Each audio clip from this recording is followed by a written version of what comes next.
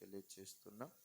పరిశుద్ధ బైబిల్ గ్రంథములో నుండి కొద్ది నిమిషాలు మనమందరం కూడా దేవుని వాక్యాన్ని మనం జాగ్రత్తగా పరిశీలించుదాం, జాగ్రత్తగా మనం చదువుదాం.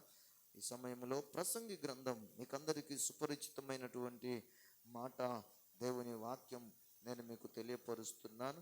ప్రసంగి గ్రంథం 3వ అధ్యాయము 1వ వచనం నుండి మనము 8వ వచనం వరకు మనం మరలా ఒక్కసారి జ్ఞాపకం చేసుకుందాం. ప్రతి దానికి సమయము కలదు, ఆకాశము క్రింద ప్రతి ప్రయత్నమునకును సమయము కలదు. పుట్టుటకు, చచ్చుటకు, నాటుటకు, నాటబడిన దానిని పెరికి వేయుటకు, చంపుటకు, బాగు చేయుటకు, పడగొట్టుటకు, కట్టుటకు, ఏడ్చుటకు, నవ్వుటకు, దుఃఖించుటకు, నాట్యమాడుటకు, రాళ్లను పారవేయుటకు, రాళ్లను కుప్పగా వేయుటకు, కౌగలించుటకు, కౌగలించుట మానుటకు, వెదుకుటకు, పోగొట్టుకొనుటకు, దాచుకొనుటకు, పారవేయుటకు, చింపుటకు, కుట్టుటకు, మౌనముగా ఉండుటకు, మాటలాడుటకు, ప్రేమించుటకు, ద్వేషించుటకు, యుద్ధము చేయుటకు, సమాధాన పడుటకు, ప్రతిదానికి సమయము కలదు. అందరం చేతులెత్తి స్తోత్రం చెబుదాం. హల్లెలూయా, హల్లెలూయా. ఈ పరిశుద్ధ లేఖనాలలో సొలొమోను, దావీదు కుమారుడైన, యెరూషలేమునకు రాజునైనటువంటి ప్రసంగి పలికినటువంటి మాటలు అని మొట్టమొదటగా ఈ ప్రసంగి గ్రంథం 1వ అధ్యాయము 1వ వచనంలో ఆ మాటలను మనం చదువుతాం. అంటే ఈ ప్రసంగి అనే ఈ పుస్తకాన్ని లేక ఈ గ్రంథాన్ని ఎవరు వ్రాశారు అంటే మనము ఈ 1వ అధ్యాయం 1వ వచనాన్ని చెప్పవచ్చును. అక్కడ అంటాడు, దావీదు కుమారుడును యెరూషలేములో రాజైన ఉండిన ప్రసంగి పలికిన మాటలు. స్తోత్ర.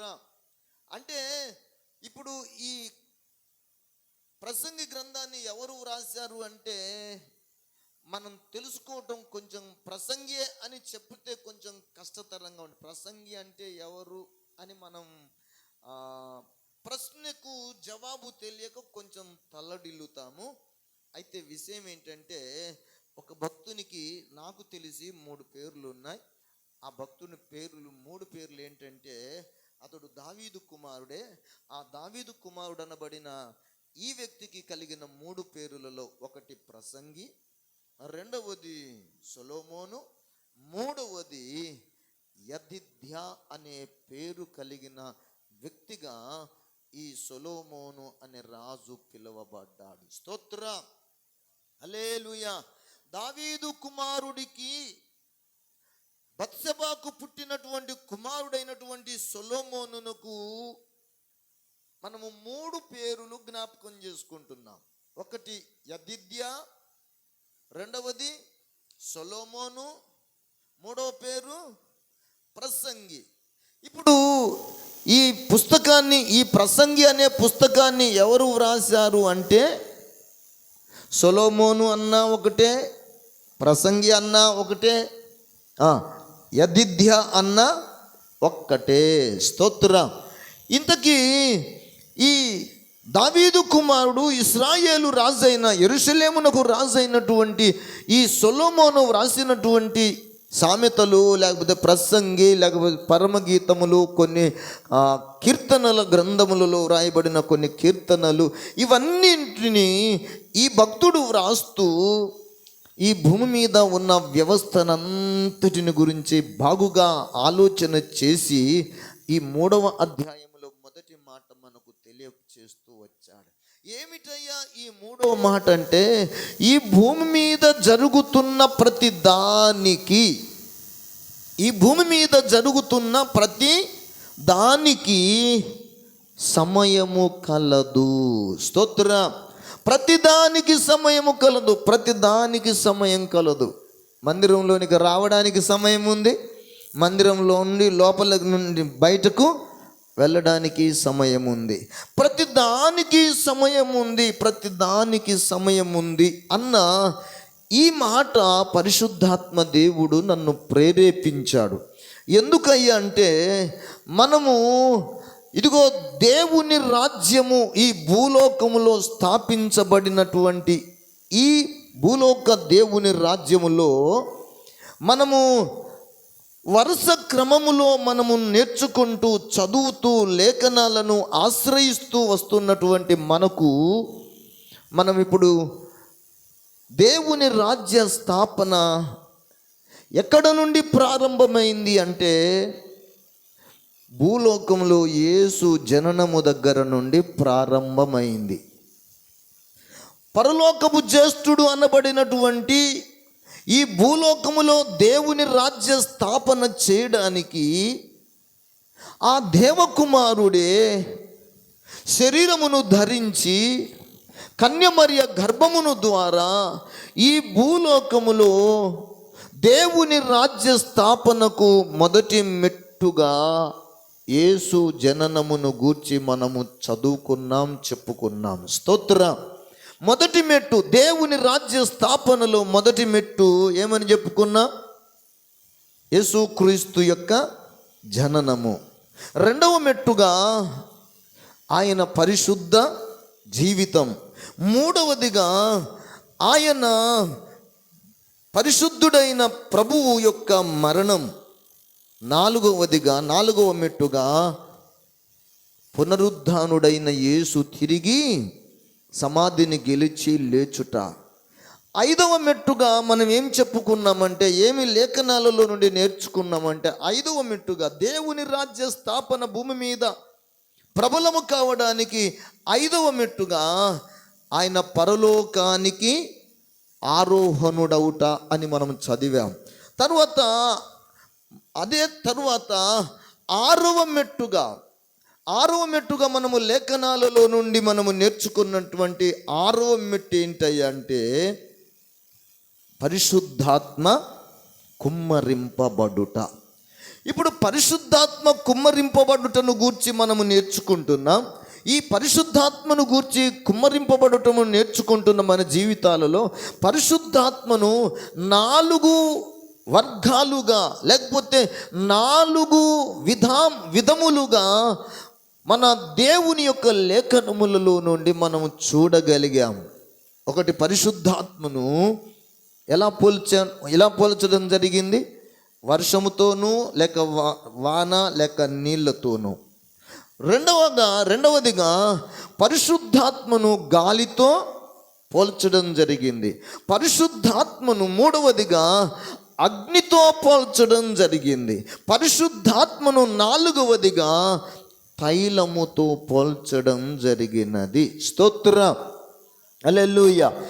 ఈ రోజున ఇప్పుడు నేను అగ్నిని గురించి, మనము వర్షమును గురించి మాత్రమే చెప్పుకుంటూ వచ్చాము.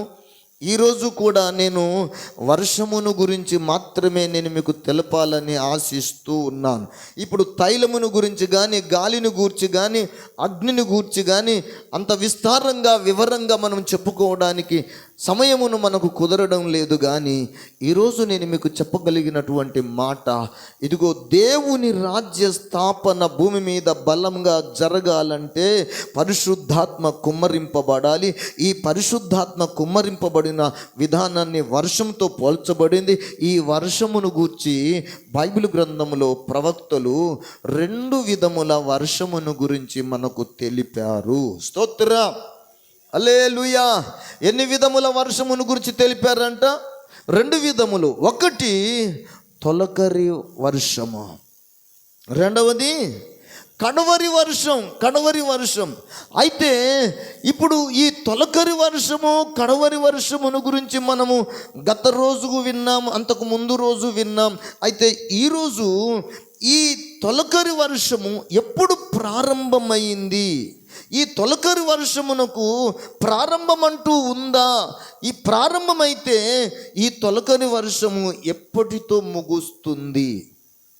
ఈ విషయాన్ని మనము ఈ రోజున మనం అందరము జ్ఞాపకం చేసుకుందాం, లేఖనాలను మనము ఆశ్రయించుదాం. ఒక్కసారి మీరు పరిశుద్ధ లేఖనాలలో దేవుని బిడ్డలారా, ఈ తొలకరి వర్షమును ఎప్పుడు ప్రారంభమయ్యింది, ఎప్పుడు ప్రారంభమవుతుంది అంటే, మనం ఇంతకు ముందే అపోస్తలుల కార్య గ్రంథాలలో 2వ అధ్యాయములో దేవుని సేవకుడుగా అపోస్తలుడైనటువంటి పేతురు భక్తుడు చాలా వివరంగా తనను అక్కడ ఉన్న వారికి అందరికీ వివరించి చెప్పాడు.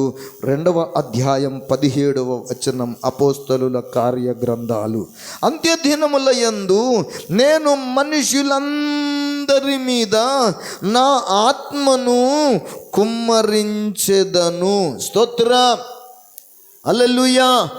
దేవుని యొక్క వాక్యం మనకు నేర్పుతున్న మాట. పేతురు భక్తుడు ఇదిగో ఆ యూదయ జనుల మధ్య, యెరూషలేము ప్రజల మధ్య నిలబడి, ఇదిగో ఈ వచనం చెప్పాడండి. అంత్యదినముల యందు నేను మనుషులందరి మీద నా ఆత్మను కుమ్మరించెదను అని పలికినటువంటి ఈ పలుకులు పేతురు భక్తుడు చెప్పుతూ ఉన్నాడు. ఇది క్రీస్తు శకము 1వ శతాబ్దము. ఇది 1వ శతాబ్దం, క్రీస్తు శకం 1వ శతాబ్దంలో పేతురు భక్తుడు ఈ మాటలు పలుకుతున్నాడు. అంత్యదినముల యందు నేను నా మనుషులందరి మీద నా ఆత్మను కుమ్మరిస్తానని చెప్పినటువంటి ఈ మాట పేతురు భక్తుడు ద్వారా ప్రేరేపించబడి పలికిన పలుకులు కావు. ఇవి ఇదిగో క్రీస్తునకు పూర్వం యోవేలు ప్రవక్త ద్వారా పలకబడినటువంటి, దేవుని వలన ప్రేరేపింపబడిన వాడై యోవేలు ప్రవచనం చెప్పాడు. మనుషులందరి మీద. యోవేలు గ్రంథంలోనికి మనం వెళ్దాం, దయచేసి చూడండి. యోవేలు గ్రంథము 2వ అధ్యాయము 23వ వచనాన్ని దయచేసి చూడండి. సియోను జనులారా, ఉత్సహించి మీ దేవుడైన యెహోవా యందు సంతోషించుడి. తన నీతిని బట్టి ఆయన తొలకరి వర్షమును కడవరి వర్షమును మీకు అనుగ్రహించును. స్తోత్రం. జనులారా, మీరు సంతోషించండి. జనులారా, మీరందరూ ఆనందించండి. జనులారా, మీరందరూ ఉత్సాహించండి. ఎందుకంటే మీ దుఃఖ దినములు సమాప్తములు కాబోతున్నాయి. మీ శ్రమలు తొలగిపోబోతున్నాయి. మీ మీద ఉన్న శాపము, మీ మీద ఉన్న పాప ఫలితంగా మీరు అనుభవించవలసిన శిక్ష అంతయును కూడా ఇక మీదట మీ యొద్ద నుండి తొలగిపోతుంది. మీ మీద నుండి శిక్ష తొలగింపబడుతుంది. పరిశుద్ధాత్మ శక్తి మిమ్మలను కమ్ముకుంటుంది. గనుక మీరు ఆనందించే రోజులు రాబోతున్నాయి. అందుకే ఆ దేవుడు, వాగ్దానం చేసిన దేవుడు, మీ కొరకు తొలకరి వర్షమును కుమ్మరిస్తాను అని చెప్పిన మాట. స్తోత్రం. ఈ తొలకరి వర్షమును మనము జ్ఞాపకం చేసుకుందాం. కడవరి వర్షమును గురించి కూడా ఇక్కడ దేవుని వాక్యం సెలవిస్తుంది. అయితే ఈ తొలకరి వర్షమును గూర్చి మనకు దేవుని వాక్యం ఏమి సెలవిస్తుందంటే, మీరు యోవేలు గ్రంథము 2వ అధ్యాయములో దేవుని ప్రజలరా, మీరు ఒక్కసారి 29వ వచనాన్ని మీరు చూడండి, లేక 28వ వచనాన్ని కూడా చదువుదాం. నా జనులారా, మీరు ఇక ఎన్నడూను కూడా సిగ్గునొందరు. ఎందుకంటే నేను సర్వజనుల మీద నా ఆత్మను కుమ్మరింతును. దేవునికి స్తోత్రం. ఏమంటున్నాడంటే ఇక్కడ, నా ఆత్మను కుమ్మరించెదను. ఎవరి మీద కుమ్మరిస్తానంటున్నాడు? ఈ మాట మనం అర్థం చేసుకోవాలి. ఇక్కడ చెప్పబడుతున్న మాట, దేవుని ప్రజలు అనబడినటువంటి సర్వజనులు అని మనం అర్థం చేసుకోవాలా? దేవుని ప్రజలు అనబడినటువంటి ఇశ్రాయేలీయుల వరకే సర్వజనులు అని అనుకోవాలా? లేకపోతే కీర్తనాకారుడు చెప్పినట్లుగా దేశమంతట ఉన్న జనులను గురించి చెప్పిన మాట అని మనము అనుకోవాలా? ఏమని మనము భావించుదాం, ఏమని మనము అర్థం చేసుకుందాం?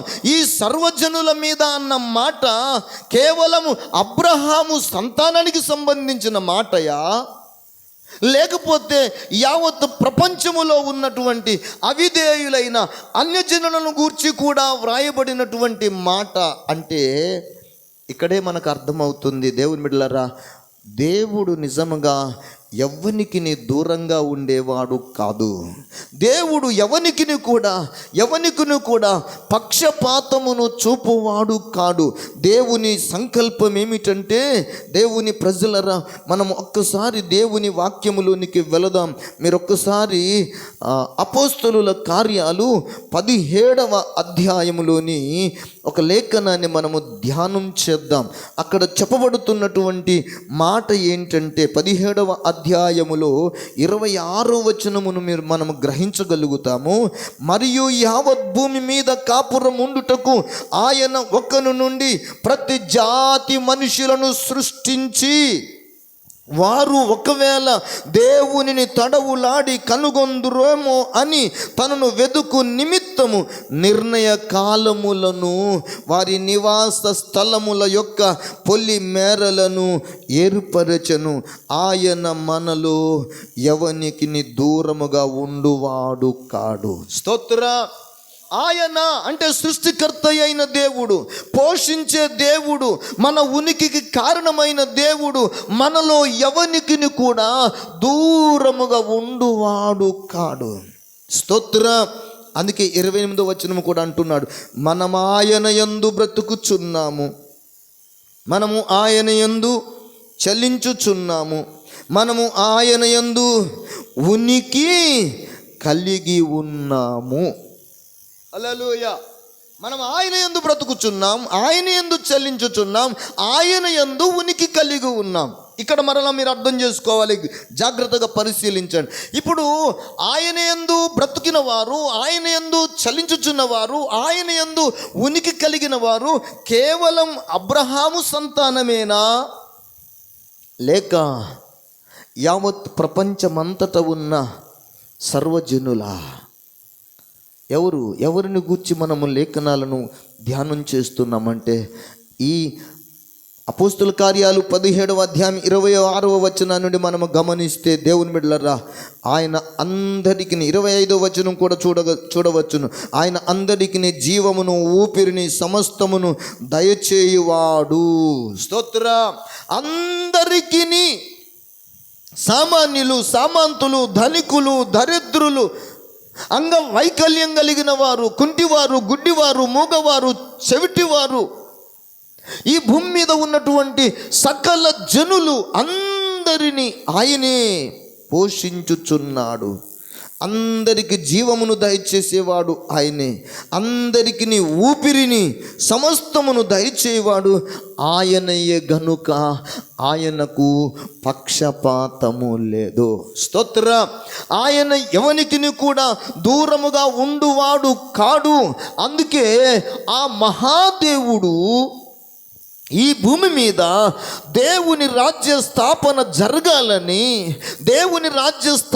జరగాలని పరిశుద్ధాత్మ కుమ్మరింపులో 2 విధానాలను గురించి దేవుడు తన ప్రవక్తల ద్వారా పలికించి వ్రాయించాడు.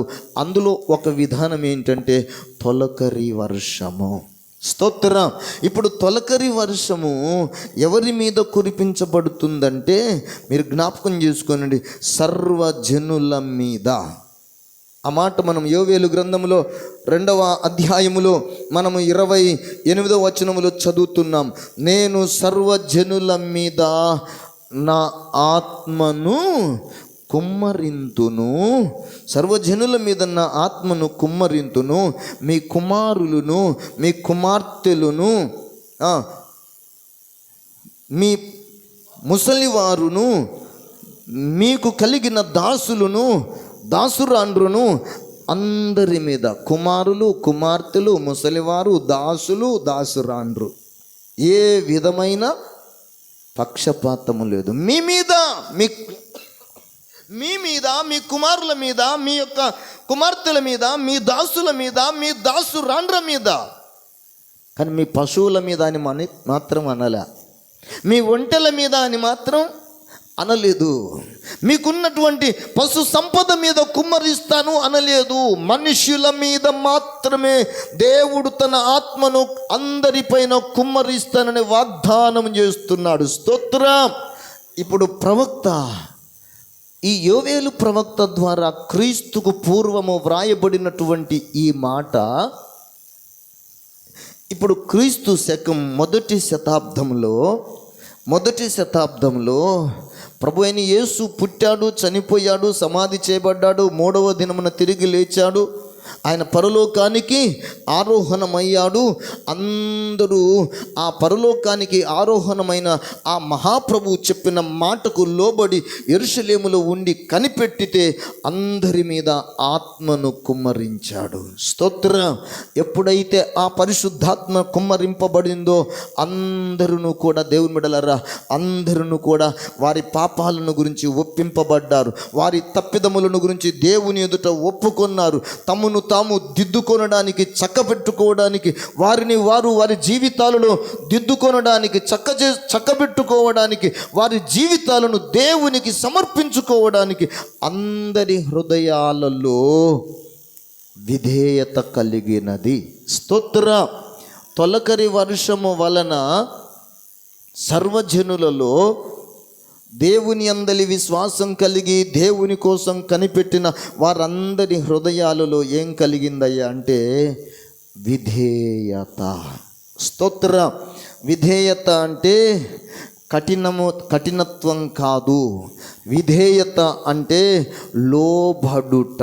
స్తోత్రం. ఇప్పుడు మీరు జ్ఞాపకం చేసుకునండి, భూమి మీద ఉన్న ప్రజలు ఏ భేదమును లేదు, అందరూ పాపమును చేసి దేవుడు అనుగ్రహించు మహిమను పొందలేకపోతున్నారు. అంటే ఈ భూమి మీద ఉన్న ఆదాము మొదలుకొని తొలకరి వర్షం కురిసేంతవరకు మానవ జాతి యావత్తును కూడా పాపములో బంధించబడ్డారు. అందరూ అవిధేయత స్థితిలో బంధించబడ్డారు. అందరూ కూడా ఎదురాడే మనసు కలిగి ఉన్నారు. ఏం కలిగి ఉన్నారు? ఆదాము మొదలుకొని ఈ పెంతెకోస్తు పండుగ రోజున ఆత్మను కుమ్మరించేంత వరకు ఎలా ఉన్నారంటే వాళ్ళందరూ పాపములో బంధించబడ్డారు. రెండవ మాట, శాపములో బంధించబడ్డారు, అవిధేయత స్థితిలో బంధించబడ్డారు, ఎదురాడే మనసుతో వాళ్ళందరూ నింపబడ్డారు. ప్రతివాడి మనసు ఎట్లాంటిదంటే లోబడదామనే తత్వం కాదు, మాటకు మాట ఎదురు చెప్పుదాం, విధేయత చూపుదామనే మనసు రావడం లేదు. ప్రతి వాడును కూడా అవిధేయత స్థితిలోనే ఉన్నాడు. అందువలన తొలకరి వర్షము ఈ జనుల మీద కుమ్మరింపబడినది. స్తోత్ర. అయితే ఇక్కడ మీరు గమనించాల్సినటువంటి విషయం, ఈ తొలకరి వాన కురిసింది కానీ భూమి మీద, ఈ తొలకరి వాన కురిసినది కానీ భూమి మీద అంతకుముందు ఎలాగైతే ఉందో సమాజం అలాగే ఉంది, కానీ దేవుని రాజ్యము విస్తరించబడటం ప్రారంభమైంది. స్తోత్రం.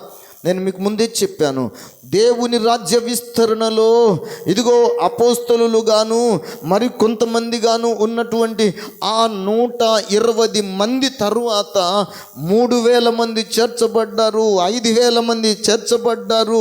ఇంకా అపోస్తలుల కార్యాలు మనం దేవుని యొక్క వాక్యాన్ని మనం చూస్తూ ఉంటే సంఘము నానాటికి శిష్యుల సంఖ్య విస్తరించుచూ పోతుంది. స్తోత్రం. సంఘం ఏమవుతుందంట? దేవుని సంఘం.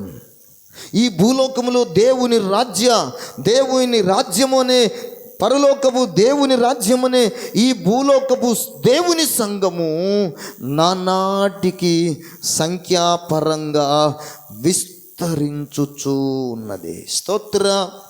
భూమి మీద ఏం విస్తరిస్తుందంట? దేవుని రాజ్యం విస్తరిస్తుంది. ఇప్పుడు ఈ భూలోకం అనే దేవుని సంఘం అనే దేవుని రాజ్యంలో ఎవరెవరు ప్రవేశించారయ్యా అంటే మీరు జ్ఞాపకం చేసుకునండి. ఆ పరిశుద్ధాత్మ తొలకరి వర్షములో ఎవరెవరు ఈ సంఘములోనికి అనగా దేవుని రాజ్యములోనికి చేర్చబడ్డారు అంటే యూదులు కొందరు చేర్చబడ్డారు. తరువాత అన్యజనులనబడిన వారును కూడా ఈ దేవుని క్రీస్తు సంఘములోనికి చేర్చబడి వారందరూ కూడా పరిశుద్ధాత్మకు తమను తాము అప్పగించుకొని తండ్రి అయిన దేవునితో వారు సమాధానపడి క్రీస్తు రక్తమును వారు అందరూ అంగీకరించి ఆ పరిశుద్ధాత్ముని వలన ప్రేరేపింపబడిన వారై తండ్రిని కుమారుని ఒప్పుకొని వారందరూ యేసయ్య యొక్క అడుగు జాడలలో దేవుని రాజ్యములు నడుచుటకు ప్రారంభించబడ్డారు. స్తోత్రం. దేవుని రాజ్యములో నడుచుట అంటే నీతి కలిగి బ్రతుకుదామనే మనసు వచ్చేసింది. దేవుని రాజ్యములో నడుచుట అంటే సమాధానము కలిగి బ్రతుకుదామనే మనసు వచ్చేసింది. దేవుని రాజ్యములో నడుచుట అంటే మనమందరమును దుఃఖపడవలసిన పని లేదు. మనకందరికి ఒక నిరీక్షణ ఉంది. మన కన్నీరును తుడిచే దేవుడు ఉన్నాడు. మన జీవితాలలో, మన హృదయములో, మన నోటి నిండా నవ్వు ఉంచగలిగే దేవుడు ఉన్నాడు. గనుక ఆనందించుదాం అనేటటువంటి ఈ దేవుని రాజ్యములోనికి అనేకులు ప్రవేశిస్తూ వచ్చారు. స్తోత్రం. ఈ తొలకరి వాన కాలములో దేవుని బిడ్డలారా పరిశుద్ధ లేఖనం సెలవిస్తుంది. ఇది ఈ తొలకరి వానకాలంలో వెదకాలము లేక విత్తులు విత్తే కాలము అని ఒక కాలం ఉందంట. మనం ముందుకు చెప్పుకున్నాం కదా, ప్రతి దానికిని చెప్పండి ఏం కలదంట, ప్రతి దానికిని సమయము కలదు. ఇప్పుడు తొలకరి వాన వచ్చింది అంటే ఆ తొలకరి వాన సమయం ఏమిటయ్యా అంటే వెదకాలము అని చెప్పబడింది. వెదకాలము అంటే ఏంటి? ఏమంటే వెదజల్లటం అంటే తెలుసు కదా, విత్తనాలు వెదపెట్టుట.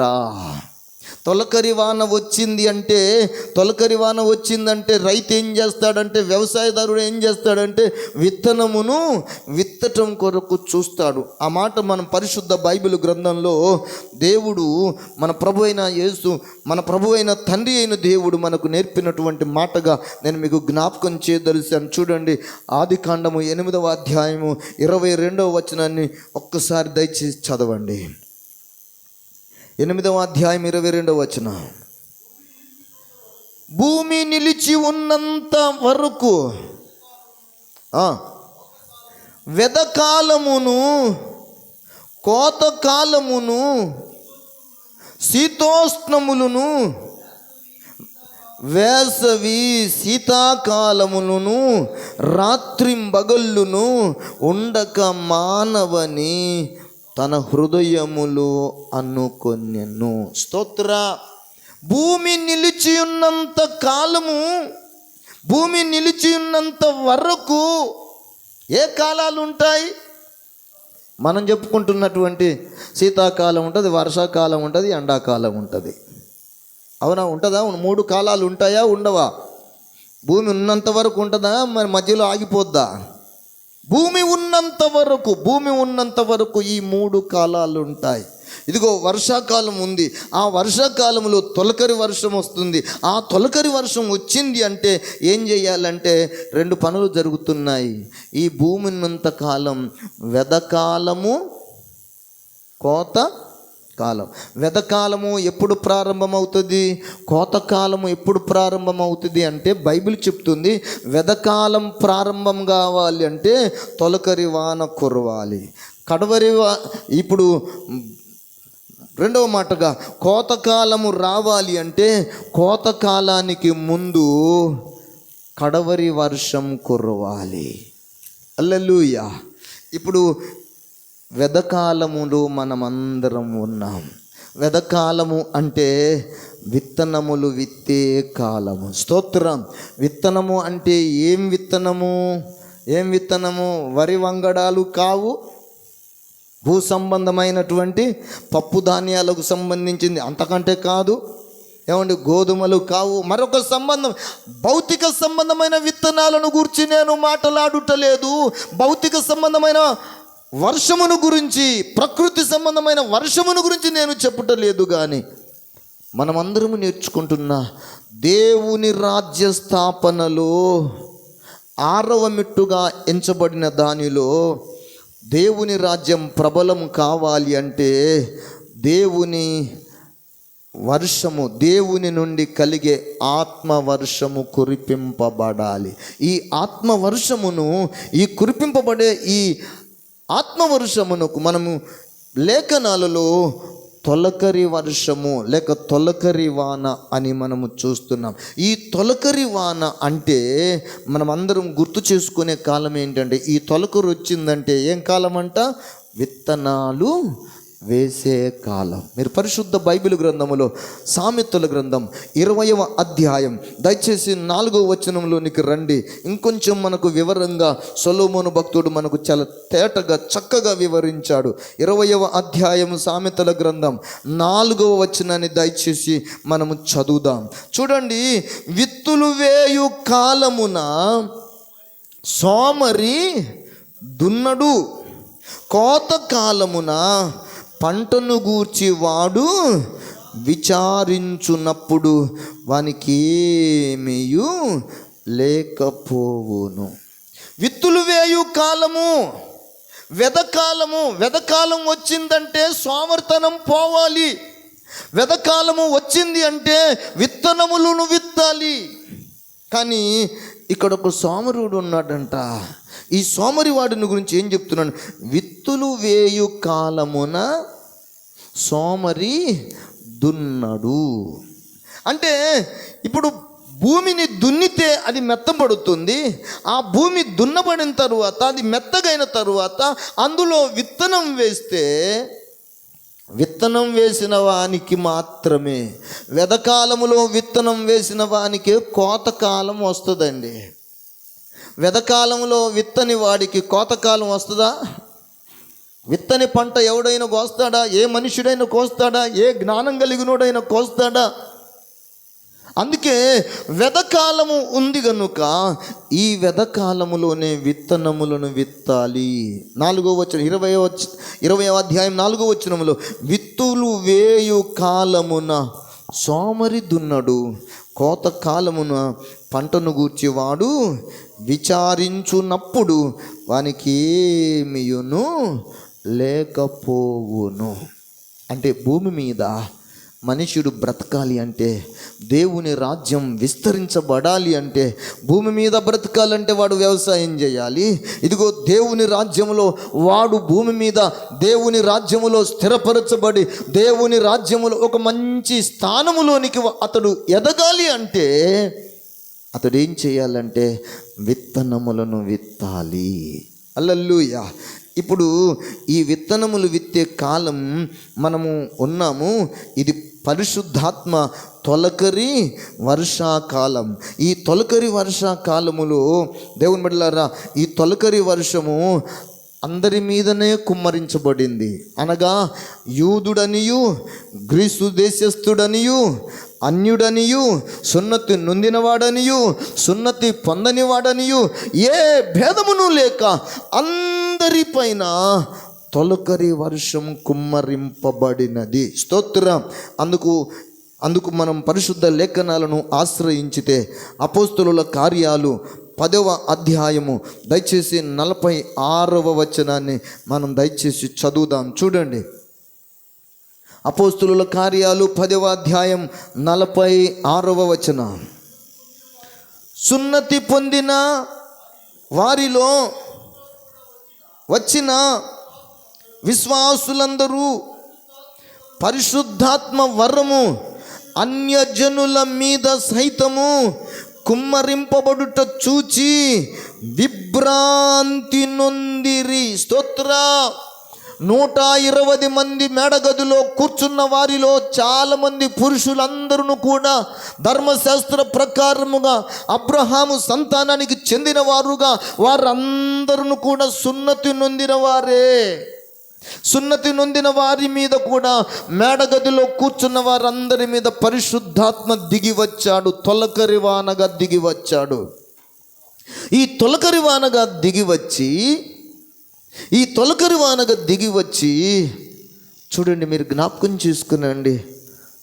ఆ తొలకరి వాన యూదుడనియు గ్రీసు దేశస్థుడనియును భేదమును లేక, సున్నతి నొందిన వారు సున్నతి నొందని వారు అని భేదమును లేక అందరి మీద, ఆ సున్నతి నొందిన వారి మీద ఎలాగూ కుమ్మరింపబడనో, ఈ సున్నతి లేని అన్య జనుల మీద కూడా బోధ విన్న వారందరి మీదికి పరిశుద్ధాత్మ దిగినప్పుడు అక్కడ సున్నతి నొందిన వారందరంట, ఇదిగో ఈ అన్యజనుల మీద సైతము కుమ్మరింపబడుట చూచి వారందరూ విభ్రాంతి నొందిరి. ఏలయనగా వారందరూ దేవుని శక్తి చేత నింపబడిన వారై, దేవుని మూలముగా ప్రేరేపింపబడిన వారై, దేవుని మూలముగా వారు భాషలతో మాటలాడసాగిరి.